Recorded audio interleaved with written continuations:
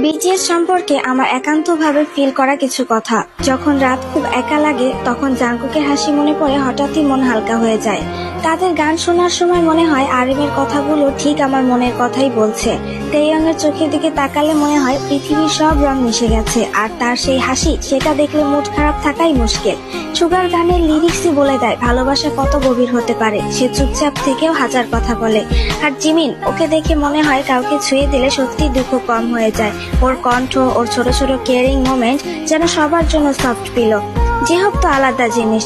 তার হাসি, তার আই লাভ ইউ আর্মি এই কথাটা শোনার পর মন খারাপ থাকলে সাথে সাথে হ্যাপি হয়ে যায়।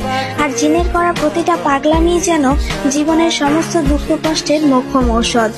সবচেয়ে মজার কথা কি জানো, ওরা সারা পৃথিবীর মানুষকে ভালোবাসে, কিন্তু আমার মনে হয় ঠিক যেন আমার জন্যই গাইছে, আমার জন্যই হাসছে। বিটিএস মানেই ভালোবাসা, বিটিএস মানেই রাত জেগে লিরিক্স শোনা, চোখে পানি নিয়ে হাসা, আর মনে মনে হাজারবার বলা ধন্যবাদ পাশে থাকার জন্য।